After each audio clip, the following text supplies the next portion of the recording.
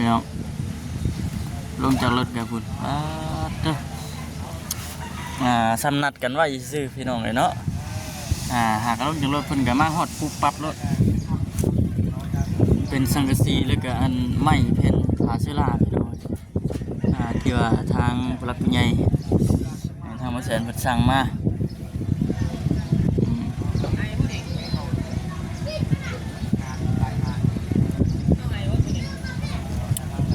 วันนี้ก็แวะเวียนบ้างนี่แต่พี่น้องเด้อแวะเวียนเข้ามาเจาะยามเบิ่งเดือนเอื้อยนวลหรือว่าไม่ห่างลูกหาเนาะพี่น้องเนาะก่อนอื่นก็มีแต่ว่ากราบทักทายสบายดีแล้วก็สวัสดีพ่อแม่พี่น้อง FC กันเบิดสุขุสุขคนพบเจอกันดีคือเก่ากำลังขนลงพี่น้องเลยเนาะวันนี้ก็บ่ได้ไปทางนั้นบ้านน้องบุตรวีบ้านน้องสายฟ้าแวะเวียนมาทางนี้มื้อนี้ก็ได้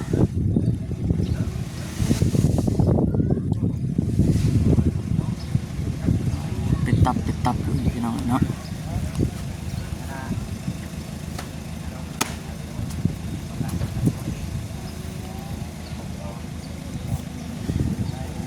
ถือว่าทั้งสร้างเพิ่นก็เฮ็ดถือว่าโอเคเลยพี่น้องเนาะเป็นรูปเป็นห้างเป็นโค้งเรือนชานบ้าน2เพิ่นก็ว่าหลังเจริญเถิดบักใหญ่หนึ่งบัดทีนี้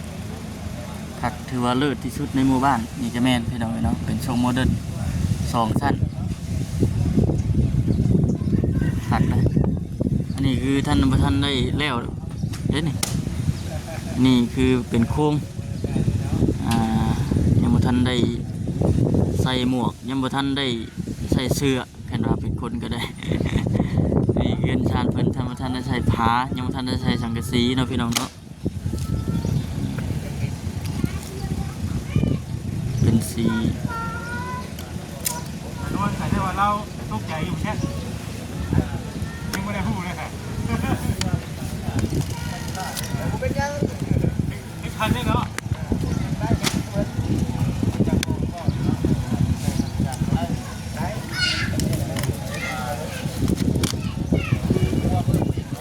เป็นยังไงบัดนี้พ่อแชร์สีแดงคนสีอันนี้บ่สีมะขุดไปเดินใช่ใช่ไหมครับปกติวันนี้เนาะเอาว่ามันเกี่ยงทำเกี่ยงง่ายเลยก็แล้วก็เชิญให้เป็นคนตลาดน้องไหมใช่ตับเนาะแปดตับเป็นชิ้นน้อยนี่เป็นเดียวกับของบางม่วงมีก็ได้แล้วตับเป็น5 8นี่เนาะเพราะว่าเคยสร้างบางบอกนั่นคือว่า5ไอ้8รอบพอเจ็ดชิปนะเป็น100ชิปนะ78นะบอถ้าเป็น100 บาทราคาพอในครั้งใหม่นี้เอาพอว่า50 คนเนาะเอา50 คนให้ซ้อนกันพอแล้วกันพอเองดิ50ราคาเราพออยู่แล้วเอากับยังมันเดือไปใช่ไหมจ๊ะยังมันเดือเอา50เป็นลักไว้ก่อนแม่นเพราะว่าเอากับประมาณเพราะว่าตัวนี้มันเอ็มมาผ่านพี่เล็กตัวนี้นะก็ได้ทางนี้เอ็มมาพูดตัวนั้นไม่ได้เอฟตัวนั้นแม่นเอ็มมาพี่เล็กตัวนี้นะแม่น50 วันก็มันเรืออะไรเงี้ยนะชุบกับกระบอกขึ้นเลย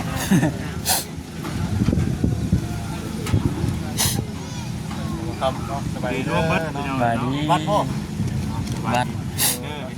เนาะคุยมากกับถึงว่าเดี๋ยวคุณมาส่งมันดีเจาะเลยเนาะคุยเหมาะเลยนะคุยเหมาะเลยไปได้อยู่ฮะเอาเงินดิเงินมาจ่ายเลยมาจ่ายด้วยไปได้นะครับว่าเราจะโอนให้คุณพ่อเราจะโอนให้คุณพ่อด้วยไหนจ่ายเมื่อไหร่พ่อเงินยังไม่ทันจ่ายเมื่อไรขอบคุณเลยจ่ายเมื่อไหร่พ่อเดี๋ยวคุณจ่ายเงินก่อนเอาเงินก่อนเพราะว่าจะพ่อจะเข้าเคยโอนให้ดาวนะเราเคยโอนให้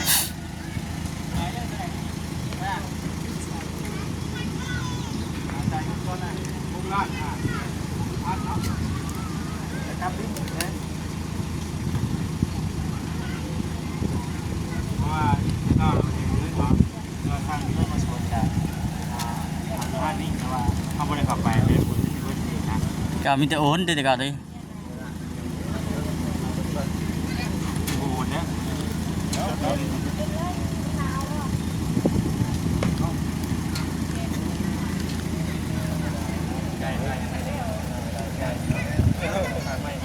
มันยังบ่เทินเป็นขาศิลามาเลยแม่นลุยต่อเลยบ่ได้ปะ พวกเนี้ยไม่เช่นมาหรือตังไม่เช่นเลยครับลุยเลย ลุยเลยเนาะ แม่ ยังรอไม่เช่นอีก เอ้าเขาใส่เส้นตังก็ได้จะใส่แผ่นเป็น รอไม่เช่นอีกก่อน ผมมีก้อนเริ่มก่อนเส้นเนาะเริ่มเลยต้องใส่ไม่เส้นเนาะแม่ เสือโจ้ได้จังมือแล้วฉัน 3 มือ 4 มือ บ่ต่างรออุปกรณ์เนาะ แม่รอเท่านั้นเลยอันมาครบมาแล้วฉัน เรียบร้อยแล้วนี่ติ แล้ว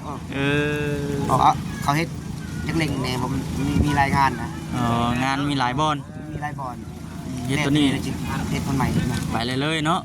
เขาจองเริ่ม2 ลัง นั่นแหละครับ พาเฮ็ดพาแรกเฮาก็ได้ติ อันเฮ็ดไว้แล้วไว้มันได้รายงานเฮ็ดฉากอ่ะดูว่าครับมีปัญหาเรื่องเขาประจำอยู่ไสเฮ็ดอยู่ไสเป็นประจำอยู่เลยอันนี้เฮ็ดอยู่บัตรโคเซ มันก็เซ่พุ่นบัด แม่2 หลัง 3 หลัง เฮือนแบบนี้บ่ได้เฮือนก่อ เงินดิน เฮือนดินตัวนั้นติ เดี๋ยวเอาไปเซ็นเอกสารให้พวก เรียบบ่ เจ้า ใจ ประมาณนี้ซึ่งน้อยพุ่นแหละจะเผาเมื่อเด้อโอเคตอนนั้นหันตัวเขาว่าเขาไปเซ็นเอกสารให้พวกผู้การเขามาขายอยู่เลย โอเคถ่ายเบิ่งทางพี่นวลกันพี่น้อยเนาะงงนั่งงงเฉยนวลกะบ่จักอย่างเลยฮะสบายดีบ่ได้ฮู้ว่าไม้สิมาครับไม่หยัง ขาดมือเลยนะนี่ มันเป็นได้ได ลมพับ3-4 มือลมแห้งเลย ลมมันพัดบ่ โดย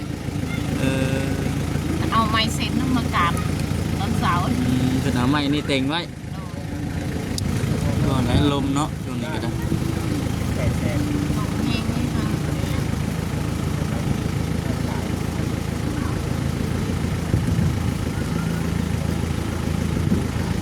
ถ้ามาเสร็จเพิ่นยังไม่ได้แจ้งก่อนบ่ฮู้เลยบ่นี่ยังบ่ฮู้หยังเลย บ้านก็และสิหู ฮะ บ้านก็และสิหูว่าเพิ่นเอามาใหม่ เจ้าน่ะบ่ฮู้เลยโอ้แล้วบอกลงหน้าเด้อเนาะ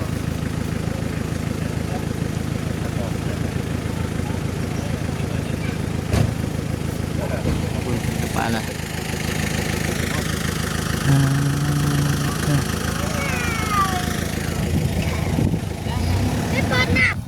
มานั่งกันแล้วว่านั่งอยู่หันมีเสียงเพลงแน่ว่าฉันลบหลีกเสียงเพลงพี่น้องเนาะ เขาเลยเห็นเขาก็ เป็นนี่ได้ หมอดลง เจ้าไปบอกผมกินนี่นะเพื่อนว่านี่ได้ใช่ ไม่ได้ว่าเบาๆลง จะบอกเพื่อนนั่นบ่อยู่เนาะเหม็นเมาใช่ไหมจ๊ะเริ่มเมา เมาวันได้นะ เพิ่นกินเหล้าบ่ กินนี่แหละ กินเหล้า เราไปบอกแล้วผมเนาะเอาสบายดี ไปดี เป็นที่ไหนเป็นมาพังบ่ เบาเพื่อนเลยว่าเบาๆลงนี่บอกเพื่อน ว่าอะไรพี่น้องเลยเนาะเอาเสียงตู้หลังเนาะเอาปล่อยลงไปเนี่ยมันเอาลงบ่ได้ ติดพี่น้องเนาะ ติดคือซิดเนาะ มีเสียงเพลงเสียงหยังกันนะ เอามาข้ามมาคุยกับทางเพิ่นก่อนเดี๋ยว เลย มัน เป็นได้ดีใจอยู่บ่มื้อนี้ฮะ ใจ บ่ได้คิดจักดีแล้วอ่ะตะกี้คือว่าสิเอาพากระจากเอาบ่เดี๋ยวนี้เอาอยู่ว่าเป็นนี่ เป็นเฮ็ดให้ไปได้ก็ได้มั้ง เย็นว่าบ่เอาเจ้าเย็นว่าบ่เอาอันเป็นผาไม้สุระ ยังไงอยากได้ผ้ากระจากเขาตั้งบ่จิตเพิ่นมีของฝากของต้อนเด้พี่น้องมัน มื้อนี้มีของต้อนได้มื้อนี้ได้เอาพี่น้องเอ้ยทักทายสบายดี FC เนาะทุกท่านนี่เขากับหยังก็มื้อนี้ ต้มหอย ต้มหอยเอามาจะใช้โอ้ดีบ่มีเวลาไปหา มีกัดหาหมองไปยันใหม่ โดยพี่น้องเอ้ยเนาะ ได้ยังมามื้อนี้ วันนี้มีอาหารเด้อวันนี้เด้อเจ้าต้องตากแดดเด้อย่อยตากแดดน้ำตากแดดน้ำแบ่งให้เนาะผมเด้อแบ่งให้แล้วเนี่ยเป็นหัวใจ หัวใจหมู หัวใจหมูเด้อนี่ก็เป็นไข่ไก่เนาะไข่ไก่ แล้วนี่เฮ็ดได้กินบ่ เอาเก่งใช้ผักไทยหญ้าเด้หรือว่าตีให้มันอันนั้นก็ทอดเอาก็ได้เนาะอันนี้เป็นดิ้นหมูเนาะดิ้นหมูพี่น้องเลยอันนี้เป็นตับเนาะตับไก่เป็นสิ้นหมูสิ้นหมู ครบสุดปะจ๊ะเนาะ แม่ปลาทูปลาทูน่า อันนี้นะเป็นผู้รักผู้ใหญ่เพิ่นพี่น้องเลยเนาะเพิ่นอุดหนุนเนาะทั้งห้านบริจิตนี่แหละเนาะซัพพอร์ตพี่น้องเลยเนาะพอได้เอาของอยู่ของกินมาให้เรื่อยไปเช่นนั้นนะแต่ว่าประเภทพวกผักพวกมีเนี่ยเบิดทางด้านบริจิตมีแต่พวกย่างเนาะมีแต่ว่าส่วนปลาทูกับต่างแดดน้ำเลยต่างแดดน้ำแน่ของประเภทพวกต่างแดดน้ำมันที่ไว้กินหึงเนาะต่างแดดกระเซฟได้พี่น้องเลยเนาะถูกกระเทียมใส่นี่ถูกกระเทียมใส่ตากแดดโอ้ย กินเบิดจิบ่บาด เดี๋ยวมันเป็นนัวกับพวกมีกับพริก นัวกับพริกกับบ่มีมีเงินชื่อ เงินชื่อยังมาพี่ยังบ่ได้มีนะครับไปเลขบ่ยัง ไม่ได้ไปเลยนี่ลมมันไม่ได้ไป ลมบ่ได้ไปหน่อยก็บ่ได้กินแล้วฉันเนาะ แต่เก่าเด้ล่มเด้แต่เก่าตะกี้เด้ล่มกับพาลูกไปอยู่บ่ เมื่อกี้ไป เอ้า อันนี้มันไปยันใหม่ โอ้ยันไม่เสร็จ เขาลักเดือนละต้องเด็ก เลยยาก ยาม ไปไกลก็ยันถึงเงินเฮียเฮ้ยเนาะ เวลามาทางซีนยังไม่ได้นอนก็ทับเรื่อง เราไม่เชื่อกับเฉลยสีมาดีนอนมารับแท้ เขาอย่างไรรถจักรไปทางพูด ให้ไร กระปุยเนาะกระปุยเป็นพี่น้องเนาะ นั่นเขาลักเขาเป็นเขาพันปะตัวนึงเขาขาดปะ เป็นมาเ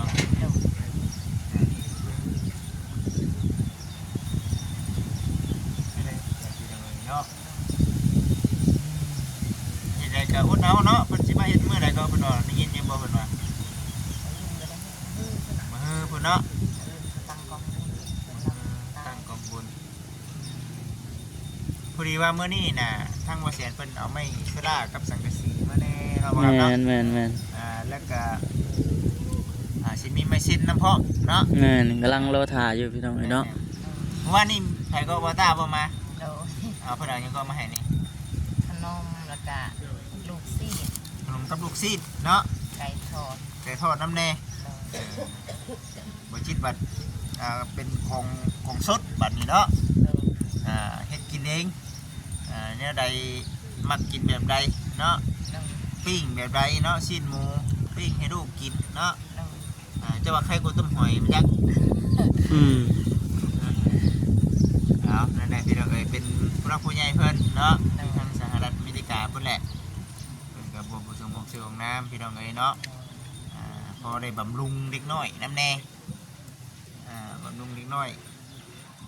มักบ่จักได้นี่ไข่นี่ไข่ก็ยอมรับเลยเด็กน้อยมักเลยนี่บ่ใช่บ่นี่ โดยมากเลยเด็กน้อย ไข่แบบเฮาปาดออก มาเนาะเฮาก็ขลนเอาม่วงได้ขลนใส่ถ้วยเด้อ เจ้าสิเฮ็ดได้กินบัดนี้ ขัวเอา ขัวเอาอืม หัวใส่ผักเนาะผัดใส่ข้าวอุ้ยครับผัดปันยังพี่น้องเอ้ยก็เลยถึงเพื่อเรามาดีอยู่แจนี่พี่น้องเนาะเสียงเพลงยังพอว่าตั้งสนั่นอยู่ สนั่นหวันไหวอยู่พี่น้องเนาะ บ่เป็นการถ่ายคลิปพี่น้องเอ้ย นั่ง คุณ ดี พวก ๆเด้อ ล่ะ นั่ง อา ดี หาร ๆ สบายดีป้าลุงดูสบายดีสบายดี สบายดีทางยังก็จะซื้อทางยัง ห้ามหน่อย ซื้อทางหำน้อยถึงบ่ได้หำสิใหญ่เนาะบ่นาวบ่แท้นี่ฮะคือบ่ใส่เสื้อแขนยาวบ่เสียงชื่อมาให้น่ะ ยังเก่าบ่ ไปงมป่ะ หึ แม่ยังทันสักให้วังนึงนี่ไปลุยในหนองอันนี้ เสียขยาวลุยเลย โดย มาเอาซื้อของชุบของชดมาให้เด้อ เคยกินมัน ของชดมาให้เฮ็ด ไปกินดิบได้ อ่อนเด้อนี่เด้อมันอ่อนได้เขาจะปอกไข่แดงได้พี่น้องเอ้ยเนาะเนี่ยถือว่าโอ้เฮือนซานดันเป็นเพิ่นงามดีใจนำน่ะไปแล้วบาทนี่ที่ว่าสิได้ผ้าไหมกระจาดบ่ได้ผ้าไหมอันน่ะนี่เลยบาดนี่เนาะ เราสิเอาหรือบ่บ่อยู่ เอาอยู่บ่ล่ะ เอา ก็นั่งอีกแล้วพี่น้องเนาะแถวนี้เฮือนงามเด้พี่น้องเอ้ยเนาะได้เฮือนงามดีใจนำ จังไดบัดนี้ เบิ่งน้องเด้อเบิ่งน้องเด้อ เบิ่งน้องดู เอาน้องไป เบิ่งน้องเบิ่งนุ่งน้ำเอาอันนี้เก็บน้ำมาเก็บนี่นะมาเก็บนี่นะเก็บที่ถุงนี่นะเบาทีเอาไปให้นะเก็บนี่นะเก็บเก็บที่ถุงอ่ะเก็บได้ตักแดดน้ำเด้อเด้อ โอ้ย แป้งปั่นให้ครับลุงน้ำแน่บ่หรือว่ายังไงลุงเลยเนาะปั่นแล้วนี่คือตอนที่ว่าเขาปลาทูเคยกินว่าปลาทูเคยแซ่บบ่คิดเห็นตอนอันน่ะเฮา บ่มี ลูกของเต้ามาเนาะก็ทักเพิ่นมีได้อยู่ได้กินกันยืนเพิ่นนำแน่เด็กตีพี่น้อง เงินไกลกัน แบ่งปันกันกินน้ำเป็นจังนั่นแน่พี่น้องเอ้ยเนาะ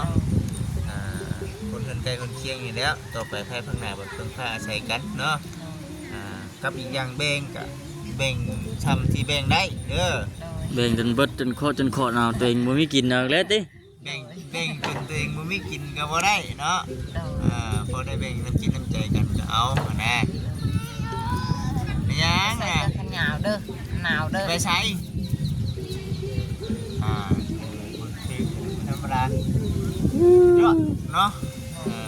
บ้านนี้มักม่วนเนาะอะไรก็ได้เนาะ กันเลย เสียงเพลงเสียงล่ํ